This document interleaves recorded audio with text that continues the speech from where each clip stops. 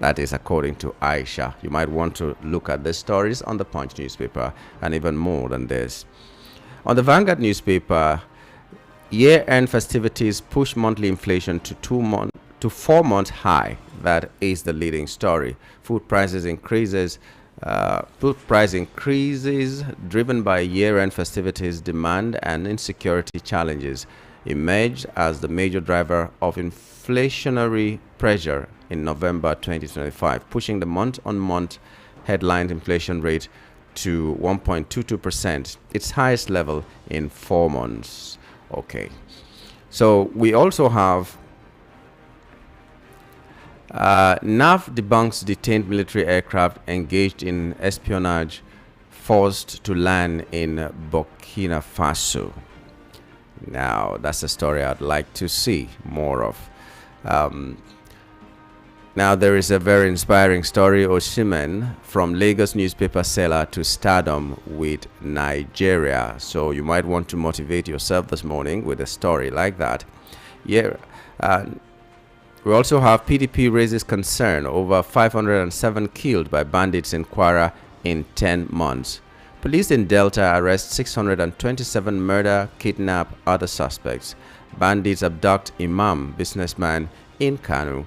Police to begin enforcement of tinted glass permits on January 2.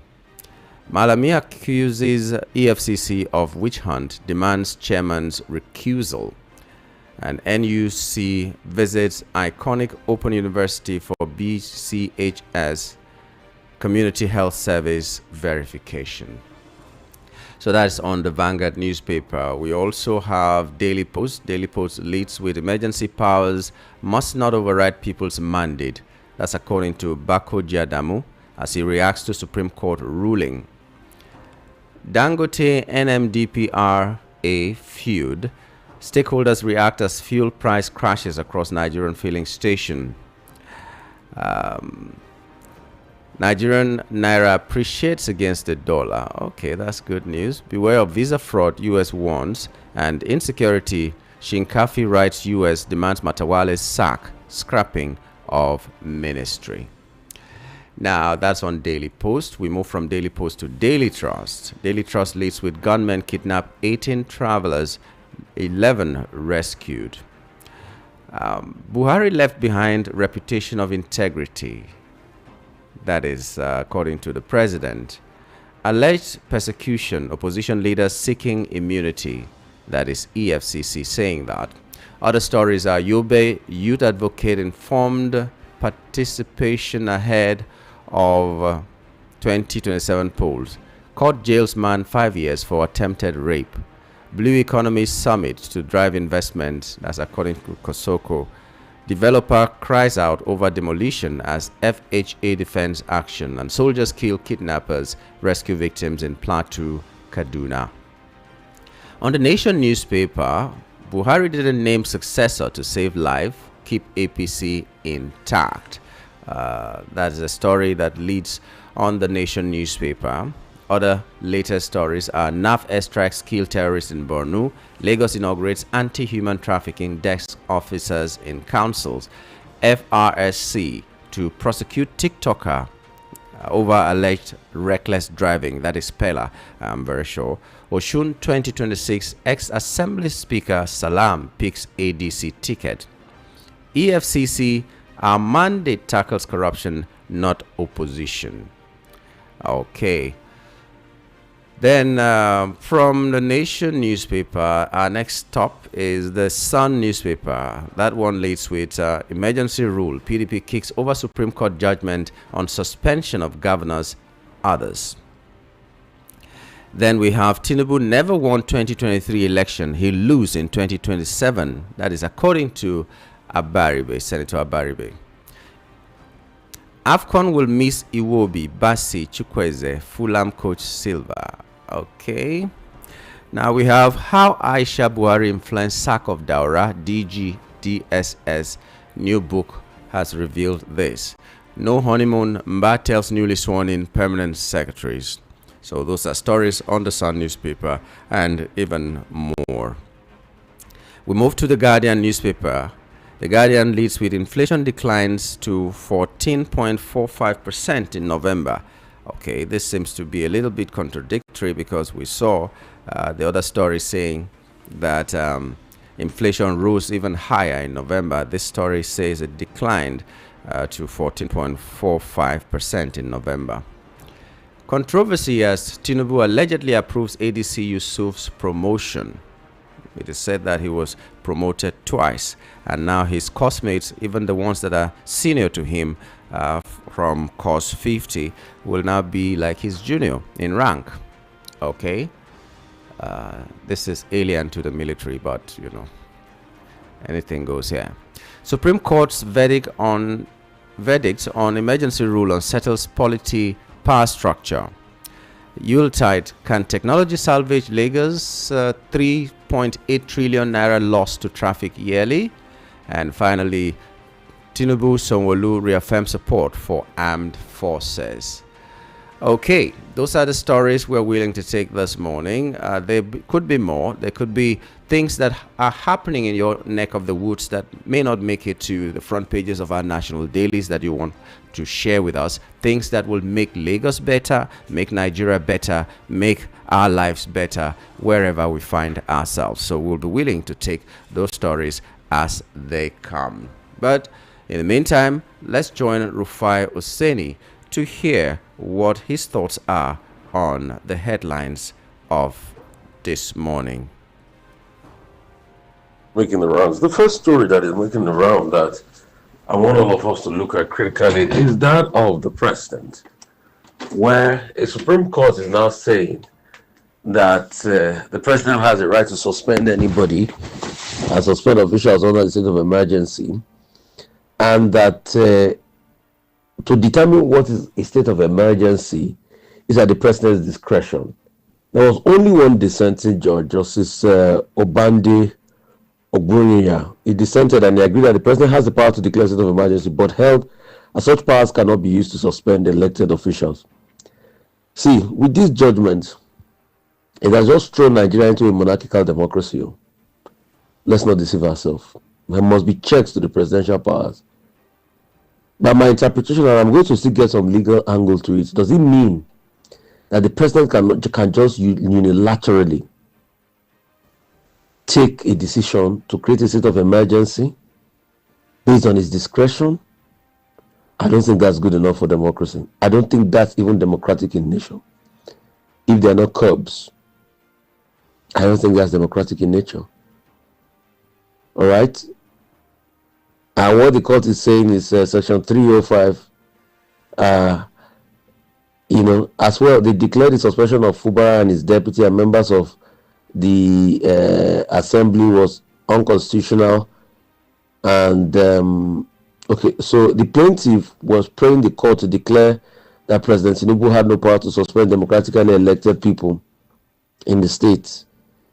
Cited as one or two as defendants in the case were Attorney General of the Federation, AGF, and as. But while deciding on the case, the Supreme Court, in a majority judgment that was delivered by Justice Mohammed Idris, said Section 305 of 1999 Constitution as amended imbued the President with the power to deploy extraordinary measures with a view to restoring normalcy where emergency rule was declared.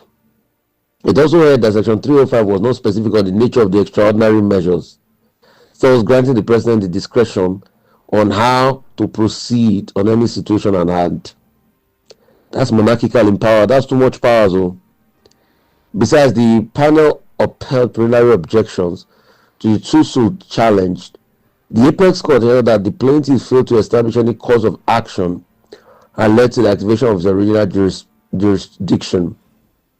It maintained that the state failed to show that there was any actionable dispute between them and the Federation to require the exercise of the original jurisdiction. More so, the panel stressed that the Supreme Court could only be called upon to adjudicate on a court of first instance where there is a dispute between the Federation and any of the states or states.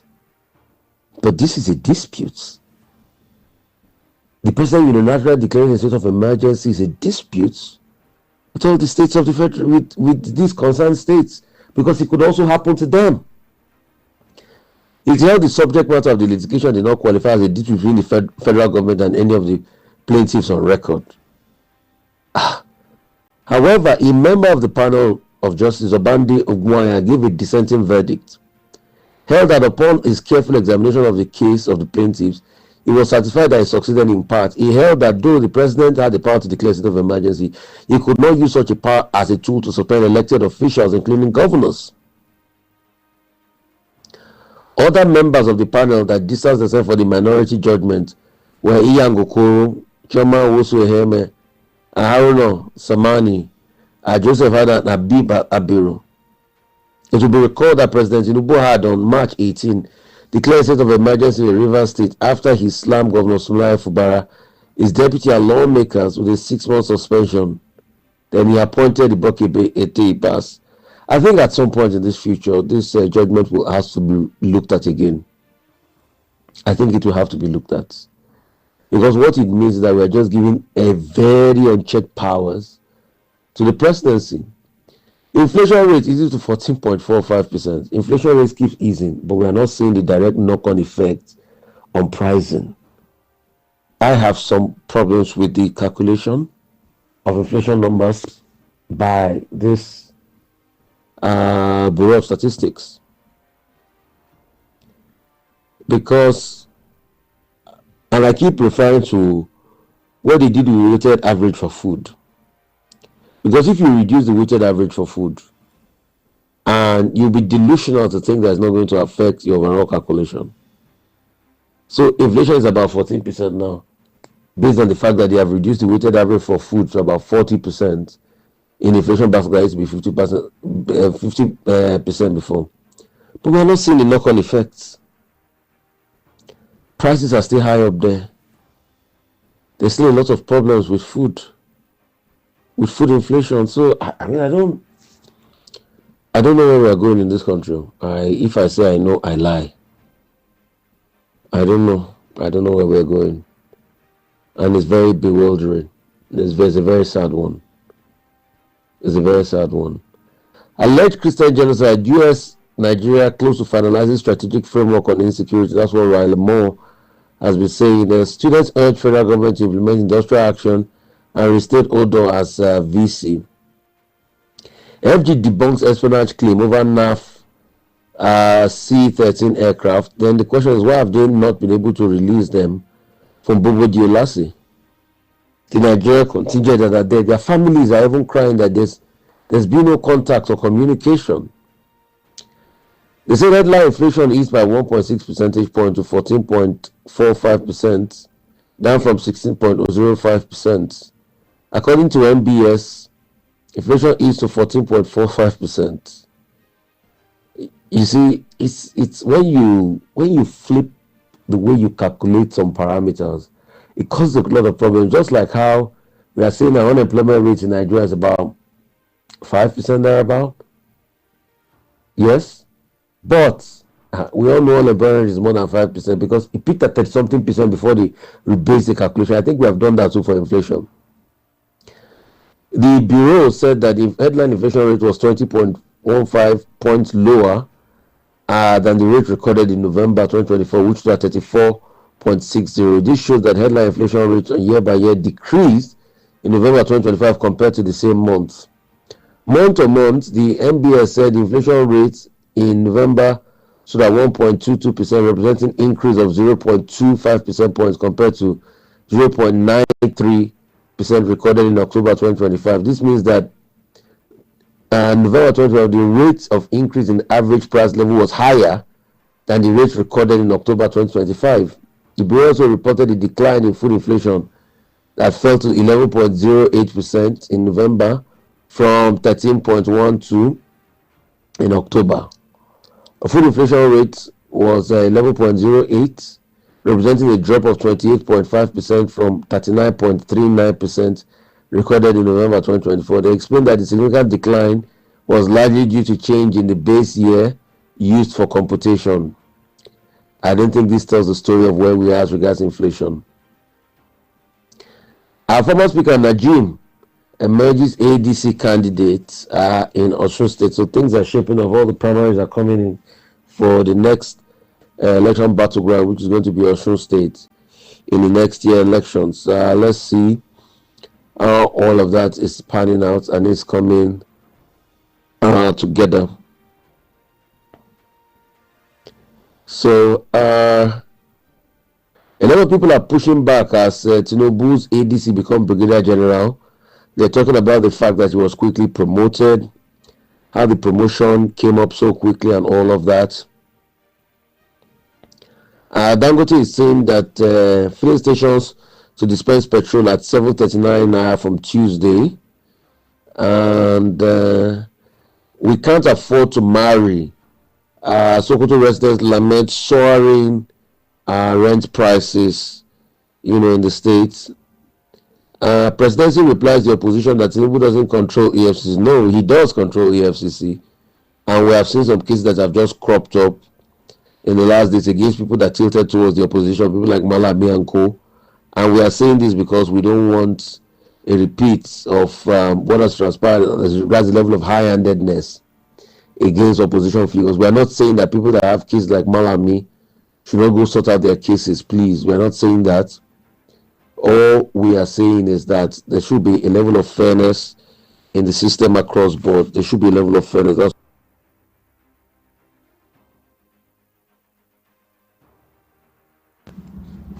so still on the Supreme Court ruling that I was analyzing before, that this pretty much gives a lot of credence to the president and say, oh, the president was right on point to be able to declare state of emergency in Rivers. We've not gotten a legal opinion by Inibeye Effiong actually saying that the media did not accurately report what happened. So he's saying, going by the summary, the Supreme Court did not explicitly endorse the emergency rule as proclaimed by President Tinubu. However, the reasoning of the majority appears to have accommodated the possibility of a state of emergency interfering with the democratic structure of the affected state. The apex court seemed to have avoided making a definitive pronouncement on the constitutionality of this particular state of emergency. Also, the court found that voting in the House of Representatives for the purpose of emergency proclamation has to be by ordering a division with votes recorded by name, constituency, and choice and published accordingly. In Rivers State, voting in the House of Representatives was done by voice votes in contravention of the standing order of the House, a deviation from a finding made by the court. So, Inibeye Effiong saying that by his understanding, going by the printed summary of the majority decision, which was read by Mohammed Idris GSA, is that the emergency rule in Rivers was unlawful, having not been endorsed by the National Assembly in line with the prescribed legal procedure. And the last point he said he wants to make, that the Supreme Court found that that the states that brought the suits as plaintiffs did not disclose a reasonable cause of action, and that the court's original jurisdiction could not be invoked by the 11 states because the emergency rule was not declared in any of those states, and the state did not obtain the consent of Rivers State to file the suit. So the court found that there was no dispute between the states and the federation. The apex court accordingly struck out the suit.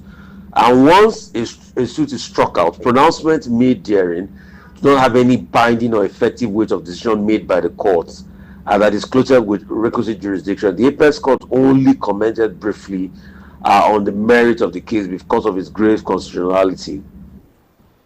So I think the what's it called, the Supreme Court just skirted around the case, and that's why the case about the constitutionality of a state of emergency will still definitely rage on for a while in this country, and we'll keep looking at all of those cases. So I think some clarity has been brought, to the argument, because initially I was like, why will the court be able to rule this way? But I think some clarity has now come, El Rufai is denying comments on 2027 presidency where he said power must go to the South. And I think I've settled out the Supreme Court judgment, which I read some clarification from Inibeye Effiong. Terrorism sponsorship, forces using Tuji Bello against me, Bafarawa, ex-governor of Sokoto State. Recuse yourself, you can't investigate me. That's what Malami is telling the EFCC chairman. A lot of interesting prospects coming out here politically. And Senate's claim of not receiving any protests against Reno Mokri's nomination is disappointing. Joseph Ono, former Southeast spokesperson to President Tinubu, has criticized the Nigerian Senate for claiming that there were no formal petitions. He actually, according to him, he said he personally submitted a detailed letter against Reno Mokri saying he was unfit, but maybe the Senate didn't take all of those things to bear, and that's what pretty much he was saying there. Still many other stories making the rounds. A book was launched, today in honor of Muhammadu Buhari, former president that passed. Tinubu was, eulogizing Buhari and the family and all of that. As regards the 2.14 billion contract fraud, Nge to remain in Kuje prison as court adjourns bill to December 18. And Malami is still alleging a witch hunt by the EFCC. Says EFCC chair was indicted by the Salami panel. So a lot of brickbat is now going on as regards that issue. And the question is, we're not saying they should not try Malami if he's found wanting, but if he's now relating to politics, then we should be careful. In a statement on Monday by Mohammed Bello Doka, Malami, through his media aide, Malami said that the detention and investigation and threatening prosecution were politically motivated following his defection to ADC.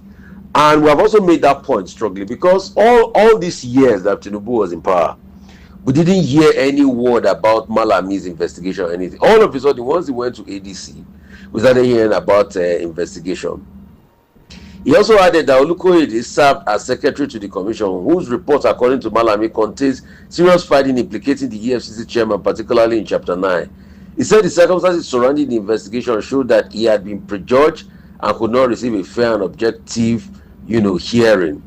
Malami also called on Lateef Fagbemi, the Attorney General of the Federation, to prevail on EFCC chairman to recuse himself from the case. So a lot of brickbats definitely is going on as regards that matter there. And there's a lot of political back and forth and all of that. NMDPRA issuing reckless license for petroleum products imports from Russia. That's what Dangote is saying. And Dangote is also making strong allegations against the chief of NMDPRA, saying that his kids are in Switzerland, they're going to school, they're paying about $6 million thereabout. A lot of these brickbats, a lot of these conversations.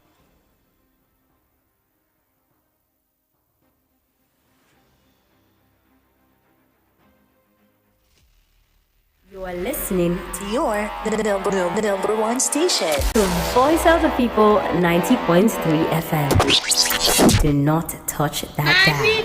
Una good morning o, òtútù ọma o, ẹ káàárọ̀ o, mẹ́ka o, emesere o, inakwana o, VOP 90.3 FM, the voice of...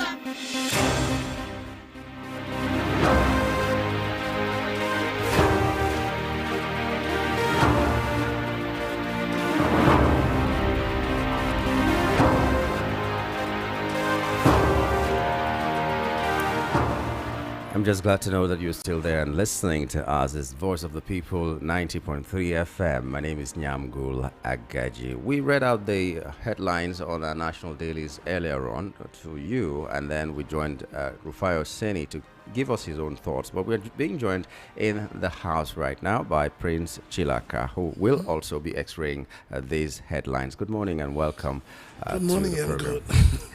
I'm very glad that you are here this morning.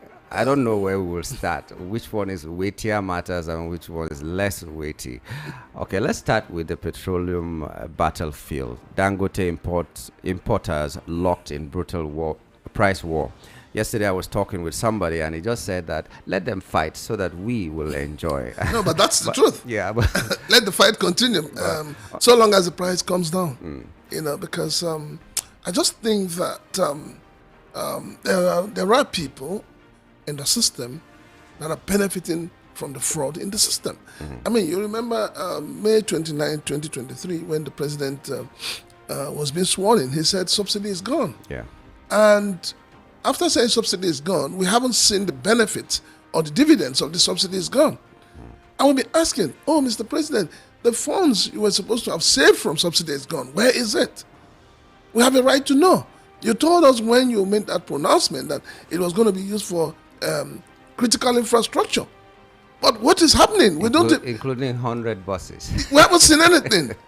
You know, first of all, they bamboozled everybody with CNG, and then CNG has gone. Nobody's talking about it anymore.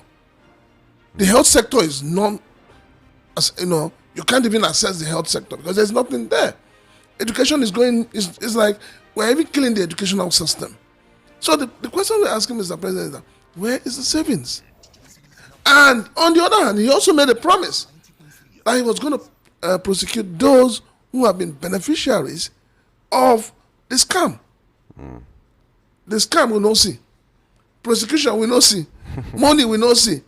And then when you ask, it looks as if, oh, you are hitting the government. Nobody's hitting the government. And that they will not be borrowing. No. I don't want to go there because that is the height of deception of this administration. So it's for me, I think what is happening, first of all, before this whole thing started, don't forget, there was this quarrel about Monaco. Yeah. How, oil was being imported. At the end of the day, it fizzled out. Nobody heard anything about it. But now, we're being told that somebody has paid $5 million. It's like what? It's like the same thing like Yaya Bello, who paid for school fees of his children that have not even gotten into the school. But it shows you how wicked a lot of people in government are. And this is because government has become the only source for people to get rich overnight. But where is the competition now? Because it should go beyond the price war that we're seeing right now. Price war is not still bringing fuel down below 500 naira. It's just 50 naira less here, 70 naira less there, and all that. What is in it in the long run for the Nigerian people? There's nothing. You're going to hear so much grammar, so much English. At the end of the day, nobody gets arrested, nobody gets questioned. We just move on. We saw what happened when the former ND of NDDCS was brought to court. And immediately the man started convulsing and all of that. What's happened thereafter? Nothing. So the thing is that those who get into government have perfected the way of stealing, the way of also falling sick when they are caught. Then if you check every one of them, they are always sick when they get to court. Even women have also perfected the act as well, not just the men. It's because our system does not punish people for doing the wrong things. Okay, but what do we need to do as a country? Because according to Dangote, who is also a player in whatever is happening right now, nobody will want to buy NNPC from the federal government because of whatever reason. So our refineries are not working. Private investors are not coming in to have refineries and do what they're supposed to do. So basically, there's no competition at all. The reason why you don't have competition is that NNPC has become a drain pipe. And so those who work within the system will make sure that that system does not work. I mean, let us look at it. We've heard about, Port Harcourt refinery, Warren refinery. Up till now, we know that they're not working. We know they're not working, but people are being paid salaries. We also hear that there's an entertainment budget. For who? In NNPC. So I'm good. There's a solution. Sometimes ignorance is bliss. You don't hear these things and your mind is at rest. Well, yes, but those of us who hear, your mind cannot be at rest. The truth is, there are solutions to all of this thing. Mm-hmm. And the solution is that the government must have the political will to fight corruption. In a situation where you cannot fight corruption, there's nothing you can do. People will always get away with whatever they do. What is fundamentally wrong with these the tools that we should use to fight corruption, like the EFCC? I remember the EFCC chairman saying that if he doesn't prosecute Yaya Bello, he will resign. Yeah, Well, he's still in power. He hasn't come back to us. You see, I think we have a major problem, and that problem is we have the issue of tribe, we have the issue of religion. These two need to give way for this country to move forward. When the EFCC chairman was appointed, everybody, oh, he's a Christian, he's a pastor, is that. What have we seen? He's going to become the same set of people. We once had a pastor as a vice president. What came out of it? We have pastors today, people who claim to be pastors, as governors. And yet they will open their mouth and say, because you don't belong to my party, you will not benefit. And you call yourself a pastor. All he did we have one in Benue who keeps telling you that there is no massacre, there is no genocide of Christians. Yes, but we all know what is going on there. So I think it's high time we need to throw away religion completely from governance, throw away tribe. And we hold people responsible. We must have a system that holds people accountable and responsible. Okay, that system that holds people accountable is also maybe part of the things that the Sons are warning. One party dominance threatens federal system. When you have one party, that means whoever controls the party is one party dominance is nothing but dictatorship, and we're sliding into it. We are sliding into dictatorship, whether we like it or not. And it's so painful that this is happening with somebody that has been acclaimed to be a Democrat. That is why it is painful. That's why some of us will ask ourselves, was your president a Democrat? Because what we see is nothing but going into dictatorship. And this is how it starts. Because you now have a situation where the judiciary has been pocketed, the legislative has been pocketed. So what else? There seem to be no more checks and balances. And it's a very, very bad and, a terrible situation right now in Nigeria. But can we say we don't have hope? Because if we do have hope, what do we need to do? Because at the end of the day... It boils down to the hope we would have, if you want to have hope, it boils down to the electoral law. It needs to be reviewed. First of all, we need to look at that clause in the Constitution that allows you to decamp and hold on to your power. That's one of the provisions that the National Assembly is kicking against, that they should not touch. At least some of the things that were tabulated as things that they are saying they have struck out as things they will not talk about in electoral reforms. That's one of them. Because they're all beneficiaries. So how do we make sure that this reform gets into that document? The thing is, because they're all beneficiaries. If you're a beneficiary of a faulty system, you will never want the system to work. And that is the gospel truth. So it comes back to we don't have hope. Because the same people who should amend it are the ones that are kicking against it. Well, let them see, we Nigerians, especially leadership in Nigeria, they don't learn from history. They do not learn from history. And that's why a lot of us are speaking out and we're saying, these things are wrong. Correct them now. Correct them now. But nobody's listening. Everybody's carried away. Is it not so sad and sinful that a country like Nigeria, your Senate president will come out in the glare of everyone and say, whatever the president brings, we will approve. There are a lot of things we need to change in governance in order for this country to move forward.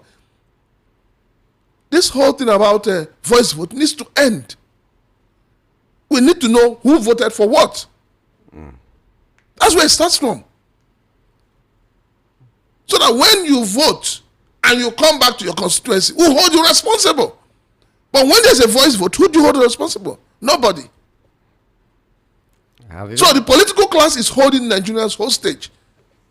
So what do we do? Because they are the ones that are supposed to be our representatives. What we will do? This is democracy. This is representation. What we will do is that Nigerians need to wake up.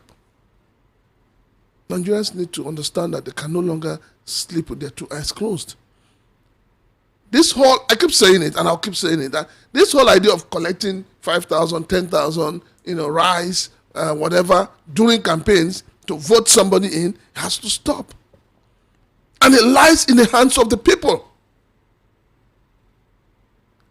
Nobody has died of hunger. If you think that, oh, you're hungry, so if they give you the 5,000 to solve your problem, it doesn't solve your problem. Because that money they're giving to you is not even up to what they will collect, in the first week of being sworn in. So Nigerians must wake up. Nigerians must decide who their leaders should be. I was talking with someone and he was saying that Nigerians are docile, they don't want to do anything. And I said, my fear is not that Nigerians cannot do anything. My fear is that when eventually they do the thing that they're supposed to do, nobody will have the warning, and I'm afraid we may not be able to contain it. Those are my fears. Like I said, there's only so much a human can yes, take. we don't learn from history. And I would have expected that somebody like President Mohamed Tinubu, being a seasoned politician, don't forget, this is the first time we're having a politician as a president. I would have expected that he would have learned from what happened with NSAS. I would have expected that Nigerian leaders should learn. We cannot afford to have such a situation anymore in this country. Because if it happens, don't forget that it's going to be crazy, because the hunger in the land, the poverty in the land has escalated. And there are too many non-state actors that are armed today. You can imagine what will happen. So government needs to think as if there is no box. I fear for Nigeria. Okay, but that brings us to security or insecurity, as the case may be. Tinubu meets service chiefs as military pounds terrorists. Now, let's begin not from this, but from the fact that my question is there no bad blood in the military now, following what Tinubu, the president, did to his ADC?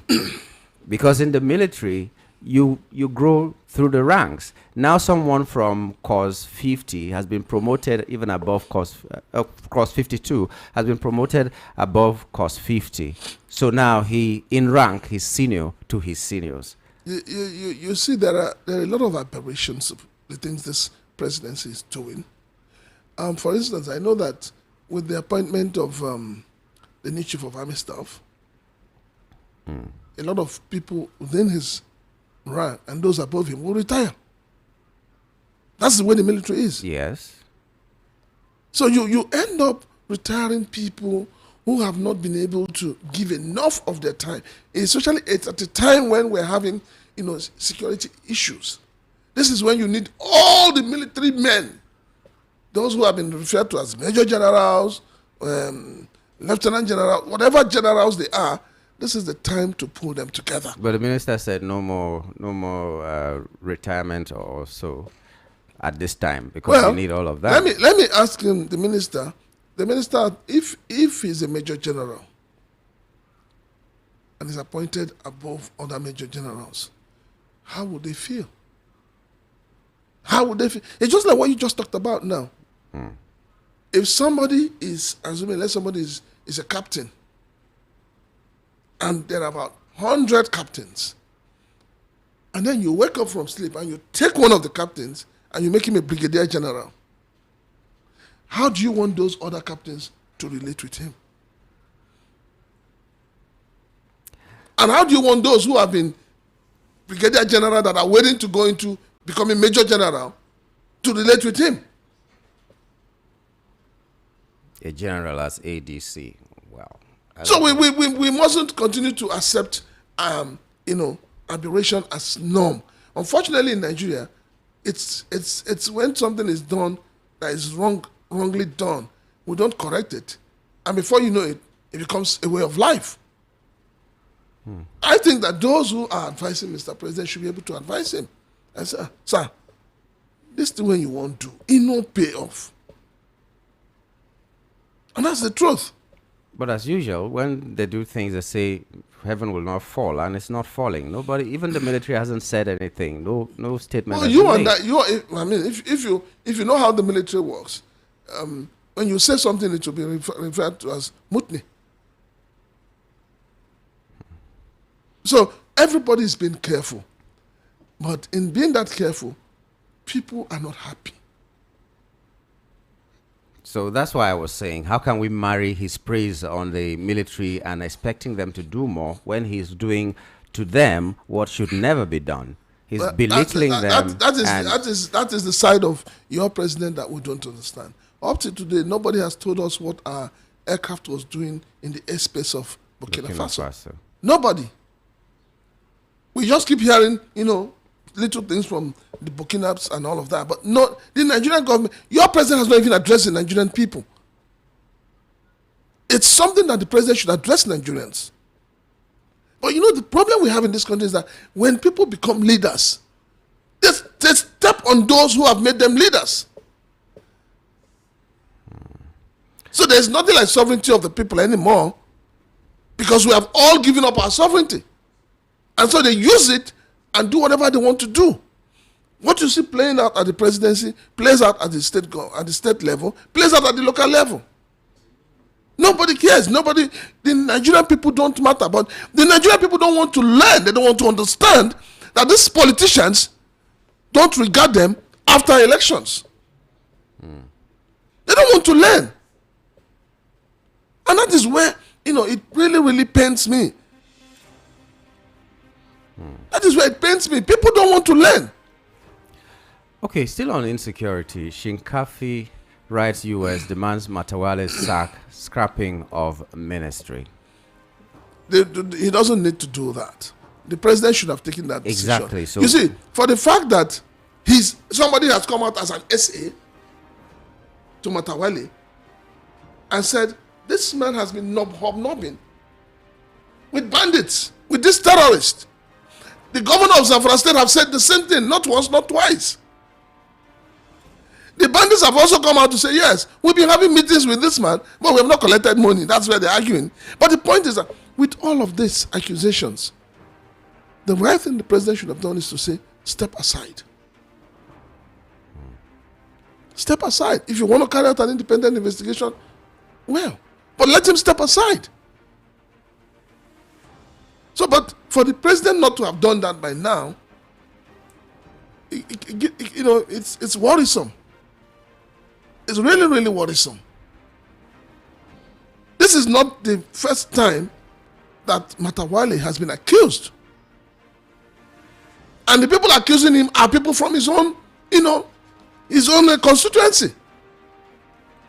The very day the governor came out and said that this person, he has an affiliation with bandits, with terrorists, with all these killers, that is the day the president should have told him, step aside. Interesting. So, emergency rule, PDP kicks over Supreme Court judgment on suspension of governors, others. Okay. Maybe you spoke a little bit about it, but how do you feel? The Supreme Court has said, no, the president has the right, and the PDP is kicking against it. Not only the PDP, a lot of Nigerians are kicking against it. Yes, are kicking against because it. what you've done is giving a blanket check to the president. You're now saying it is at the discretion of the president to determine what leads to an emergency rule. And then when you look at it, you now ask yourself, so maybe this is why all these governors are decamping to APC. Maybe they saw the judgment before now. They've seen it, they looked into the crystal ball and they saw, oh, this is the judgment that is coming. So let us do the right thing. Or let us do the needful. And from what we're hearing, the part of the agreement with Fubara that was ousted for that number of months is that when he comes back, he goes to APC. Everybody said it, but I said that it was the only survival plan that Fubara had. Because if Fubara does not go to APC, he will be haunted all through his tenure. But now he's in APC, He has told you, he says he's the number one. But I'll tell him something, you cannot be number one if the people there, in terms of the party structure, are not your people. So if he wants to play politics, he should dissolve the executive and conduct a new Congress to have new leaders. Well, the But then leaders there gave him the membership card. I keep asking myself, where does this whole arrangement leave Wike now? Yes, because in every state, the highest ranking official Is the governor. is the governor. And in every state where you have a governor of a ruling party, the governor is in charge of the structure of the party. So I keep asking myself, is Wike going to formally decamp to APC? But the governor had the structure of PDP. He now has two structures. He quote and unquote lost. No, you don't forget, he had the structure of PDP, but the structure that gives power to PDP was in APC. The State House of Assembly members clandestinely decamped to APC, even though they kept denying, even though the court helped them to deny it. So you find yourself where you don't even know how to place the judiciary. And I remember when the CJN was being sworn in, she vowed that she was going to curb all excesses. She was going to curb indiscipline. But I can't see that happening. That I see us falling back into what she had vowed not to do. A little bit worse than it used to be anyway. So as far as that's what I'm asking. If Wike now decides to join APC, who would, you know that it is Fubara that welcome him to the party. It's a dicey situation. It's dicey, but you said that he may not function well even as number one if the people there do not belong to him. And from the look of things, a lot of people, even in the APC, are in the payroll of Wike. So how will this work? It will work. It has to be smart. Does Wike even need to be in APC to function the way he's He needs functioning to. now? You can't function. There's something about party structure. You can't function outside the structure, no matter who you are, no matter how strong you are. You must belong to the party so that the party will recognize you.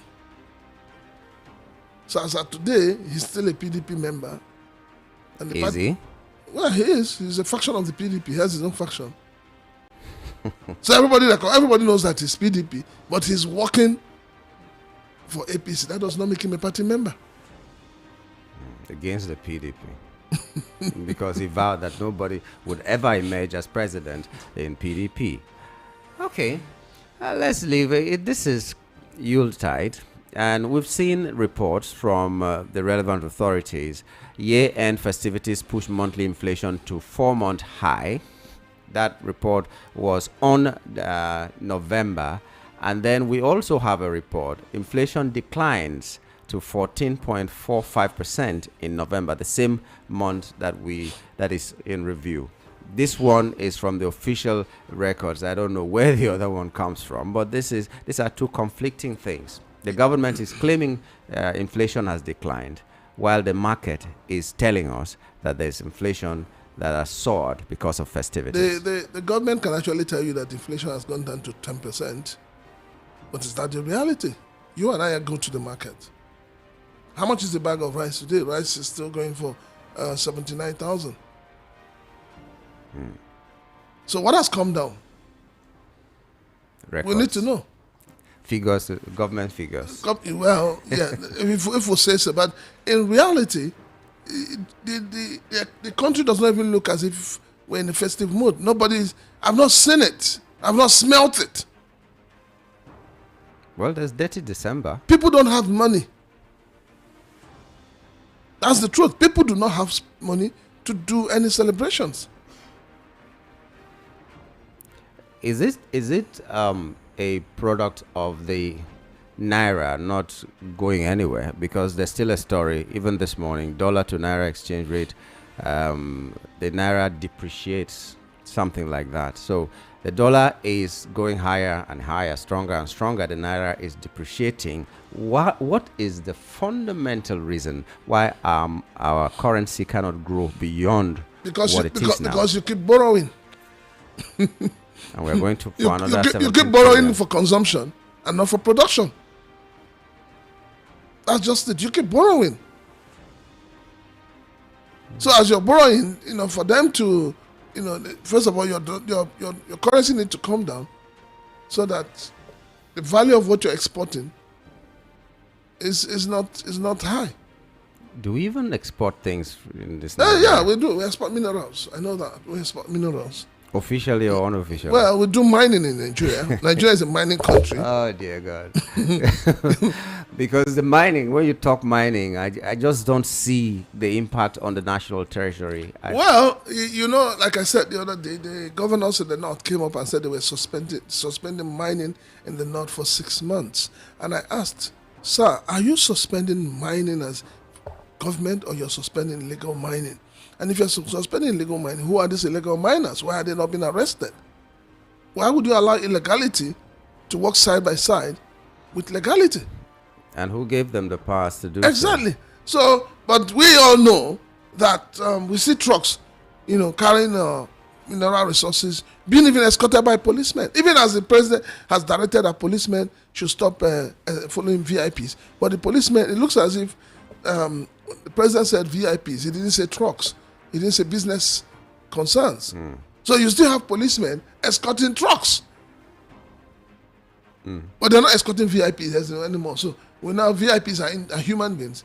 But they're escorting mineral resources. When you say VIP, you need to define it. Because we see some people that have been said to be moving with almost 20 security men. Are these VIP or VVIP are excluded, or when you are first family is not VIP? I don't understand. Who is a VIP? Well, that's a big question. But I think everybody in Nigeria who has the money to throw around is a VIP.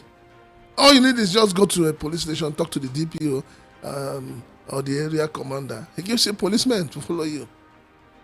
So that the money you have in your hands determines how you are treated. We have a classist system, and that is why we are where we are today. But these same leaders, these same VIPs you talk about in Nigeria, they go abroad. They carry their own bags. They carry their bags. They enter trains. They take buses. No escort, because they cannot afford it.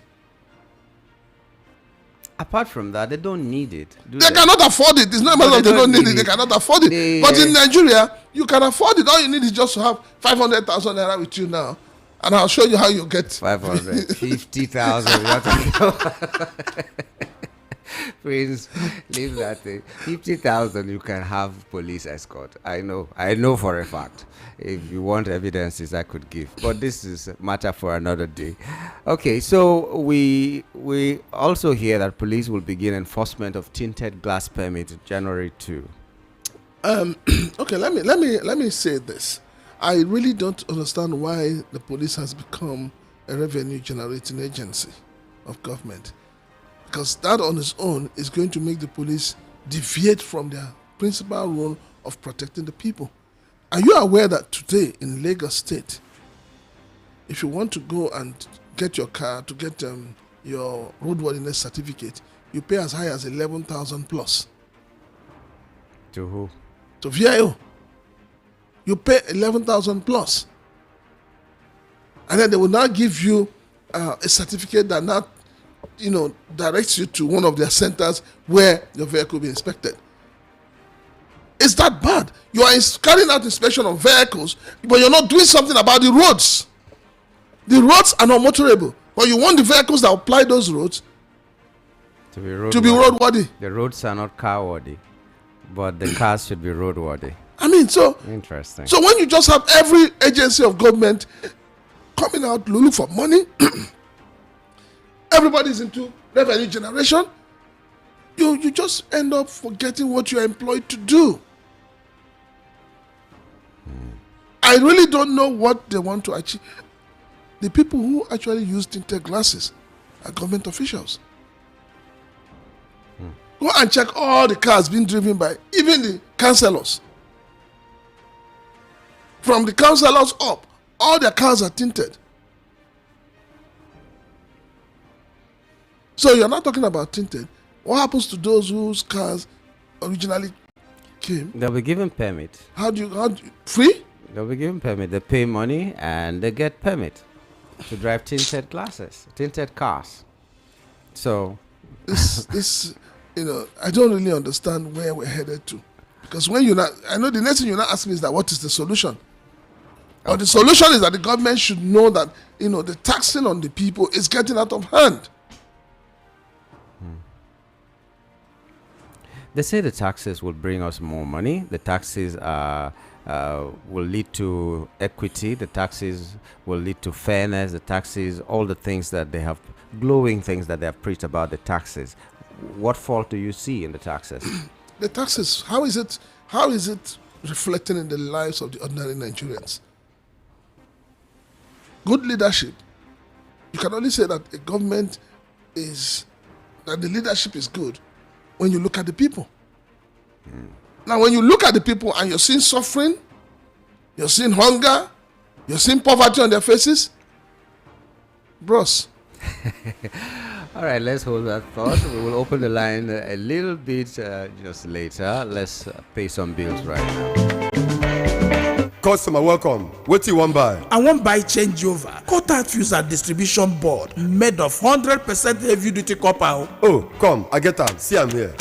No, now I'm looking for Slatter Star J quarter fuse and distribution board, Nipo quarter fuse, Star J solar battery, inverter, MPPT controller, and solar panel. But Oga, don't worry. I know where to get them. Whether na Star J changeover quarter fuse, Slatter distribution board, Nipo quarter fuse, Star J solar battery, inverter, MPPT controller, and solar panel, Star J ceiling fan, sockets, all earthen materials. Make you no go do cover-wise pan foolish o. Slatter Star J Indian product na #1 since 1961. Made of 100% heavy-duty solid copper with no compromise. Available in all leading electrical shops nationwide. Slatter Star J na you Pico.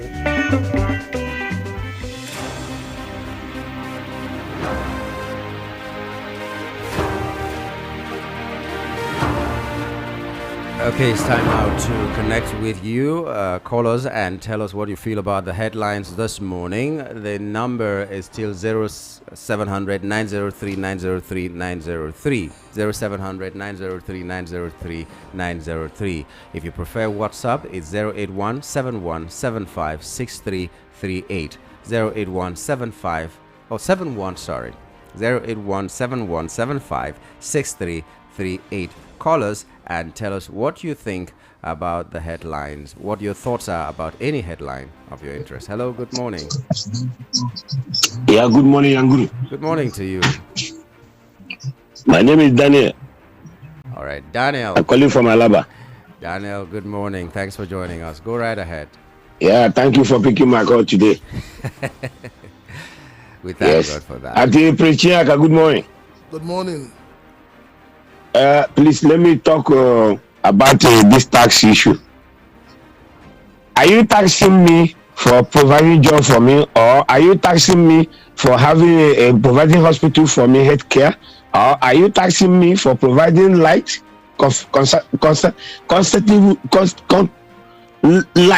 Constant light. Do you give me light to form my shop, to be able to ordinary barber to barb head? The people that are doing the hairstyle, they just have the light to work so that they can be able to pay the tax? Or do you provide the motorable roads that the people that are going to bring out the food from the bushes will bring it in safely? Or are you taxing me that oh my God, that you provided born water for me? Brother, you're not going to work. We must rise up and say no to this. I know that next year get a very big program that nobody know what is going to deliver, and everybody keep on shouting 2027, 2027, 2027, without knowing that the 2026 is the one that you going to bite hard. Nobody know whether we are going to remain to see the 2027, that 2026. God will help us. Thank you. Amen to that. Thank you for that. Okay, call us 0700 903 903 903, or you call us on WhatsApp 081 6338. Okay, I'm trying to get this call. Hello, good morning. Hello, good morning. Good morning. My name is Ade. Yeah, I just want to pick it from the point of the last caller. Speak out. How about this? Can you hear me now? Okay, it's better now. Go right ahead. Okay. The last caller, I mean the first caller, actually, he has actually spoken my mind. You see, one thing I just want to say that is a permanent solution to all this taxing, all this thing about this country is the politicians and all that. Everything about politics, everything about government, it should not be made something that people will be, that is, they need not to be paid handsomely. Their wages should be reviewed. So it should not be attracting. If it is not attracting, so people will not be using dubious means. It is actually a pure business, because how can someone striving for a position would have wasted some huge amount of money, will not even think about recovering the money when it comes to the system. So this has been the system that has been happening since ancient of days. Now, the foreign people that we are trying to emulate here, they charge the citizens the taxes, and they see it in the country. So an average American person can always wake up and say, God bless America, because of all the amenities and all that. So if we are being taxed and we are not seeing the effect, this is unfair. So Nigeria is my country in such a way that one man is possessing the resources that is meant for a state, for a whole country, and nothing is being done about it. So that is the only solution. Everything about government should not be made attractive.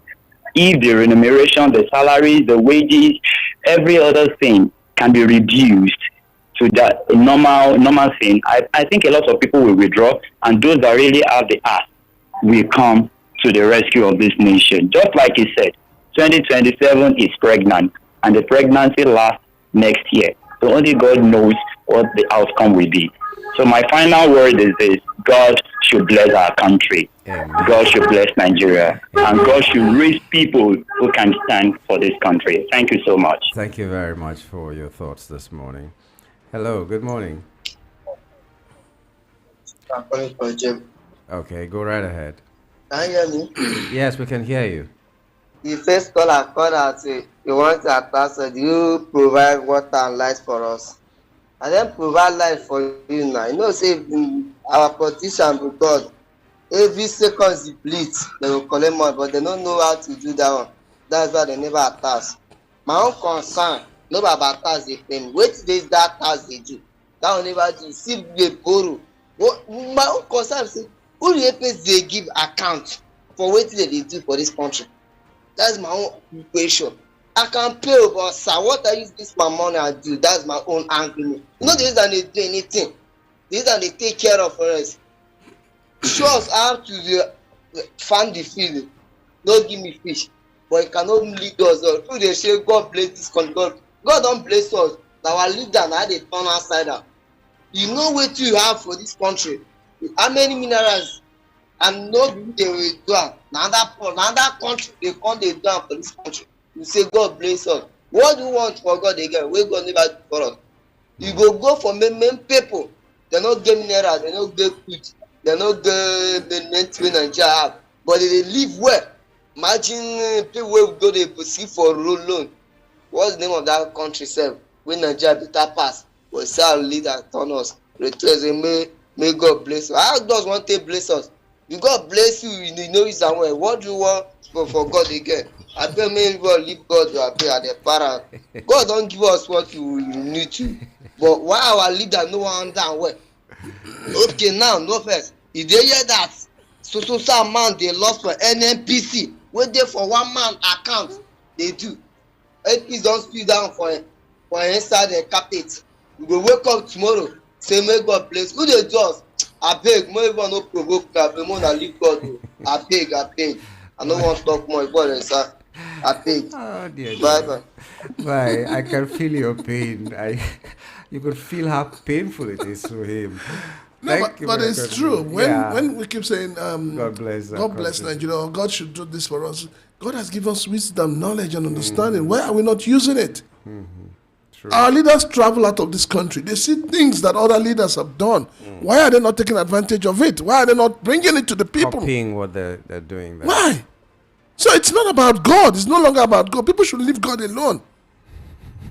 Just like when people go and on the voting day, they go and collect money and vote someone they shouldn't vote. And at the end of the day, they say, God, when you have the wisdom, the knowledge to do the right thing, and you decide to do the wrong thing, and then you begin to look for God. I mean, let's stop that hypocrisy. It's so shameful that I was at a polling unit at one point, and people were collecting bonds. Not egg roll, bonds to go and vote. This is the one I have seen. This government doesn't answer me. This is the one I have seen. People who are living in an agrarian society that never lack food are collecting bonds to go and vote. It's that bad. I don't know what we can do to our It's because the government understands the power of poverty. So they have weaponized poverty. But is this really poverty? These people do not lack food. So why is bonds so important to sell your vote? What you see as not being poor is, it could all be packaging. You know, Nigerians like to package. Is intellectual poverty, maybe. Okay, let's take this call again. Hello, good morning. Hello, good morning. Good morning to you, sir. Prince, good morning. Your radio, turn it down. Hello, Prince, good morning. Morning, sir. Hello? Good morning, we can hear you. Hello? Oh, okay, that means he can't hear us, so let's take the regular call. Hello, good morning. Hello, good morning. Good morning. AB speaking from Epe. You're very low. Could you speak up? NG, can you hear me? No, we can't hear you. Okay, so call us back and speak louder if you need to be heard. Hello, good morning. Good morning. Oh, good morning. Yeah, can you hear us now? Good morning.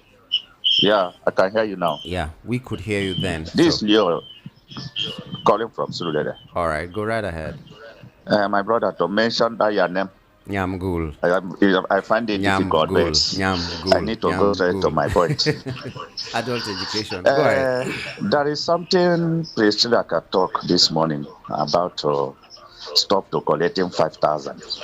Stop to collecting money or anything when time of election come. Yeah. But what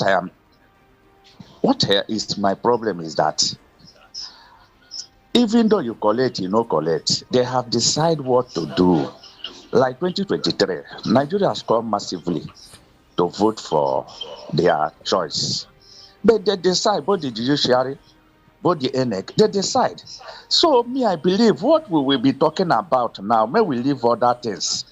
Because when we get it right, things will be normal. The 2027 is coming. We have to plan how to do with this ENEC issue. That is the major thing. Because even though all the Nigerians come out and vote tomorrow, they will still not get their vote account. So, my brother, that is what is bothering me every day and night. If we need to change the government, it's easy. If ENEC do the right thing. But how? Because he used to ask Chiriaka the solution. How will we do to do this, to do this? Ask him, how are we going to be out of this mess of election? You see what happened in Lagos here? If you're not Igbo, you should go home, go your state and vote. Up till now, nobody arrests one person. Nobody talk about it. That's one and there. So, my brother, there is a lot of things. But let's focus on this election of this 2027 if we want to get this country right. Because ENEC, the president have appointed ENEC now, and then he is the one that is appointing him. So if we continue, say don't collect 5,000, don't collect 10,000, don't collect bonds, the same thing that repeat in 2023 will repeat again. Judiciary is the people that say Abuja is not a capital, it's a state. When that judgment comes. So a lot of things. Please, that is what is bothering me. I want Nigerians, I want you, make una put mouth on this. Let's find the solution to settle this issue. Thank you, and God bless you. God bless you too. Have we really reached that stage where we'll give up? That I think Nigerians are giving up because the system itself is failing the people. You know, we've been talking about electoral reform. The National Assembly has kept mute.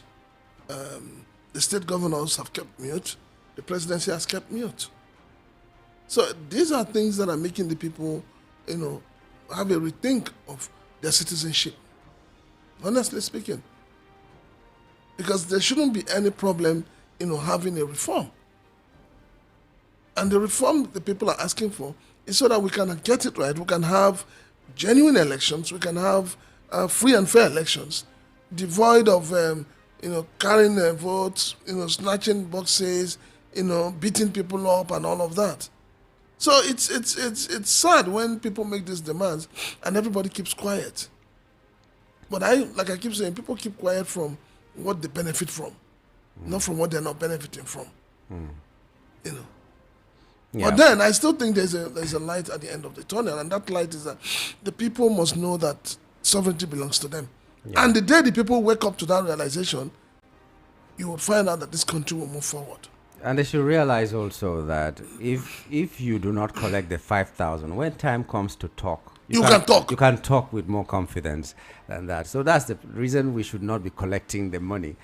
Even though we are calling 5,000, I've heard that in some places they give as high as 10,000. It's gone up. It's gone up. Yeah, I can give 20,000 and all that. But what is 20,000 compared to you losing a life because someone didn't do the route that it was supposed to do? It's not even losing the life. I keep telling you, when you look at what happens after the elections, you remember when the president was sworn in and then the honorable members and every senators were sworn in. Nigerians were complaining that we're hungry. What were they doing? They were talking about how to buy cars for them. Even in the face of the poverty and hunger and frustration, they bought cars worth 160 million naira each also for them. So compare that to 160 million for cars alone to the 10,000, 20,000 that you collect from That's them. what I'm saying. The people don't place side by side what they are giving them and what they stand to gain if they have the right. I was listening to a senator, Kogi Central Senator, in one of the clips, and they were asking her, where did you get the money to do all that you have done? Exactly. She said, it's from the National Assembly. Like they give everybody else. In fact, what I have done is only 20% of what I've collected. What I've collected. So what I'm supposed to collect, which means there are others that are collecting 100%, but they're doing nothing about it. They will even tell you that they've not collected.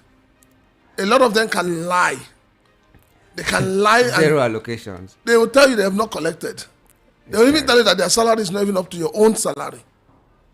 It's terrible. Let me take this call again. Hello, good morning. Hello. Good morning. Good morning, Mr. Gaji. Yes, thanks for joining us. And good morning to Prince Chilaka. Morning, sir. Prince Chilaka, God bless you for the good work you're doing. Amen. I like those of you who speak the truth and nothing but the truth.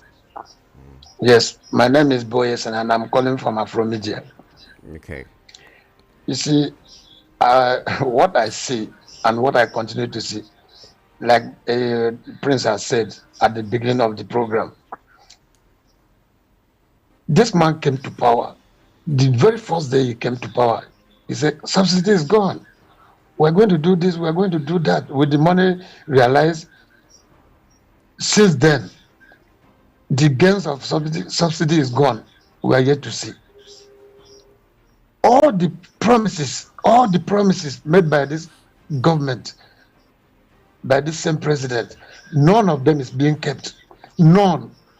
All he has just succeeded is just putting people, his cohorts around him, and they continue to deceive him. Propaganda, propaganda, propaganda. Eh? I have not seen anything that this man has said that this is truth. I don't know why. Bayo Nanoga will just get up and cover up, give a cover up. I don't understand. I don't get it. As far as I'm concerned, this government remains a scam. Honestly speaking, I'm sorry to say, but that is the way I see it. Until it is proven wrong before me. Okay, look at the Supreme Court now. Look at the verdict they gave yesterday. You can see that this man had just turned all institutions that's on his own behalf for his own selfish ends. And many people who are supposed to talk are keeping quiet. That is even the worst. Good morning. Good morning. We all are supposed to talk. That's why we're talking right now. Thank you for your thoughts this morning. This one is saying, good morning, VOP family. Mr. President should please intervene in the oil cabal that doesn't want pump price to come down. NNDPRA boss should be investigated by EFCC on the allegation of fraud by Dangote against him. The case should not be like that of former CEO NNPCL Kyari, that it collected money to repair refineries that never worked till date. The petrol marketers should please leave Dangote alone. Nigerians want to buy fuel in low price. Benjamin from Shogunle. Okay. Let me take this call again and see what they're saying. Hello. Hello, good morning. Good morning to you. This is Mr. Ike from Ushodi. All right, thanks for joining us. Go ahead. Yes. On the president's appointments, we are being nepotic. Yes, it did not start from him anyway. It started with Buhari. The people were not complaining. Now, when Tinubu succeeded him, he continued from where Buhari stopped. But my major concern is this. They said that the end justifies the means. Even if he wants to carry the whole people from his village to make ministers, what Nigerians want is result. But when the result is not coming, that's when the complaints comes. Yeah. That is on its own. If you talk about Dangote's this thing yesterday, accusation against him, it's a government that is corrupt on its own. There's one proverb the Yoruba people used to say that when a sinner catches a sinner, the last sinner will not be long in kneeling down. He will release him quick because he himself knows he's guilty of the same thing he's accusing the other person for. If not, if it's a government that is out to fight corruption, first and foremost, when this came yesterday from a rare source, because we know Dangote as somebody who doesn't speak much, for him to have laid such an allegation against a government employee, he should be taken up immediately from there. He's not only waiting for your opponents who have left their parties to another party to witch hunt. We call it witch hunting because it's not general. If you do it across board, then people will see it from the angle that yes, you are really fighting corruption. But you see cases of those who have not judged them, they die their cases. They don't mention them again. But the ones who have left them, they go and revive the cases they had years back. We have to be fair to ourselves. And let us remove sentiments. When someone was asking Barrister Dele yesterday, why is it that you don't see anything good about this government? And Barrister made one pertinent statement.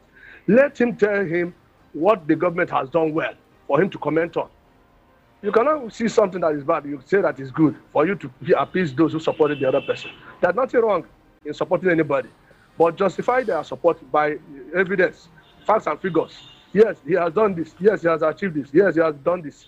Then, based on that, if the other person is criticizing, we say, why should you continue to criticize when you have seen the evidence of what this man has done? So let us be fair. We are the ones suffering it, and we are the ones fighting to protect them, and they are happy over there because we have people who will defend them, unjustifiably. If you want to defend our, then justify your defense so that it will be taken that yes, he deserves the protection. So let us be fair to ourselves if we want to succeed. If not, we will still be the ones to suffer it. Beyond 2027, to me, it doesn't matter if it's a Yoruba man, the Igbo man, or Hausa man, but let us put the wrong peg on the round hole so that this country will progress. It's shameful. We are big. Just look at the tax reform now. Somebody was asking yesterday, which tax expert don't you have in Nigeria for you to go and engage France in tax collection? Will they come and do the work free of charge? And you pay them in dollars, in hard currency? Yes. And when you are dealing with all these Western countries, what they present at the face value is not up to what is hidden under the agreement. At the end of the day, we don't want to suffer it. We had it with China. We are still suffering it now.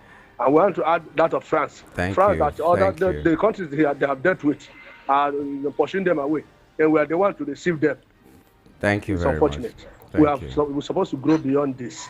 Thank When you I saw this very man much. coming in, Thank I did you not vote very for him much. anyway. Sorry, please. Thank you very much. We just want to give a chance to other people to talk, but we are running out of time before we go for a little break. So right now, let's just take one of these messages. It's quite terrible. Today makes 16 days without power supply in Ijegamo community, despite IKEDC, Ijegum business, that had earlier announced that there won't be power supply in the community for 14 days. I would like to know, by asking that when God blessed the country called Nigeria with abundant natural resources, did he say that the rich and people in power of authority should be the only ones enjoying these resources while the poor should continue to struggle and suffer? How can the rich living in Victoria Island, Ikoyi, and Lekki be enjoying steady power supply simply because they are on band A, and the people living in Jagamu community will be without power supply for weeks and months and still are paying for blackout since there's no prepaid meters? Do we truly have equal rights in Nigeria? Because the gap between the poor and the rich under President Tinubu is extremely wide. Wow. God bless Nigeria. Temitokwe Onotayo from Ijegamo community. Yeah, I used to say that I don't even belong to any alphabet. No band A to Z. Yeah, you're in bandwagon. I'm bandwagon or bandit or rubber band. Just there. So I don't know. So let's just have a final word because we will soon go for a commercial break and then till we return at 10:30. No, for me, I keep telling Nigerians, while we're advocating for some sort of electoral reform, the reform we're seeking for cannot come true if the Nigerian people do not fight for it. And when I say fight for it, means that when you're going to vote, forget how much they're going to give you. It's momentary. It's like giving you drugs to ease your pain, but the pain comes back, once the drug eases out. So Nigerians must understand that, sovereignty belongs to them, and that the only way they can say that sovereignty belongs to them is that when they reject every inducement from the political class to put them into power. That would be a very, very good statement if you reject what they give you because you are seeing the future. Thank you very much, Prince Chilaka, for your time this morning. You're welcome. As always. Okay, we are going to take a short break, bring you some commercials. After that, the Igbo version will come on, and we will return at 10:30 to continue with this front page review. So if we couldn't take your call now, or we couldn't read your message, please don't be angry. Rejoin us at 10:30. I still remain Yamgul Agaji. See you in the second half. Well done, my original people. Una day, my prayer be say